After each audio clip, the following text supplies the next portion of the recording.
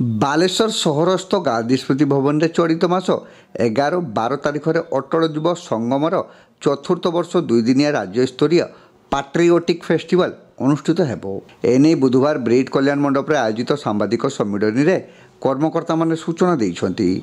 छोट पिलांको प्रतिभा लोकलोचन को आनिबारे सहयोग करिबा ए कार्यक्रमर उद्देश्य। एही अवसर में विभिन्न क्रीड़ा नृत्य संगीत आदि प्रतियोगिता अनुष्ठित होई कृति प्रतियोगी को पुरस्कृत करा जिवो।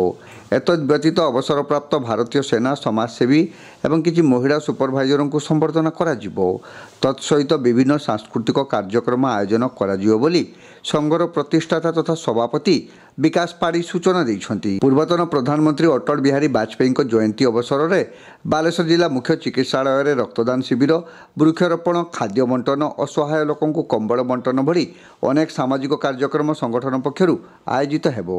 सेहीपरि बालेश्वर सहर में वाजपेयी एक प्रतिमूर्ति स्थापन पर राज्य तथा केंद्र सरकार और जिला प्रशासन निकट में दाबी करा जिवो बोली मध्य कुहा जायछि। एही सांबादिक सम्मेलन में उपसभापति गणेश सेन, अमीय रंजन तालदी, प्रमोद कुमार दास, जनरल सभापति धीरज महांती, अरविंद पात्र, कान्हूचरण मल्लिक, श्रेया दास, अपराजिता सेन, कैलाश दास, नरोत्तम दास समेत अन्य कर्मकर्ता माने उपस्थित रही।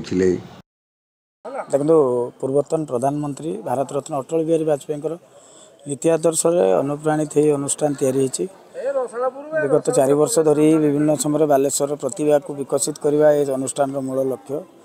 तार वार्षिक उत्सव आगामी 11-12 शनिवार रविवार 12 तारीख जो दिन नेशनल यूथ डे आमर समस्त प्रिय आमर विवेकानंद जन्म जयंती से दिन आम वार्षिक उत्सव पालन करा 11-12 2 दिन धरी विभिन्न प्रकार कार्यक्रम हाथ को नवा जमती drawing competition, dance competition, body building एवं 11 तारीख दिन किसी कमल बंटन कर गरीब लोक पाखापाखि 10 जन को आम व्हील चेयर व्यवस्था कर गरीब दिव्यांगों को व्हील चेयर देवु। एवं 12 तारीख दिन बालेश्वर किसी समाजसेवी विभिन्न क्षेत्र में जो मैंने बालेश्वर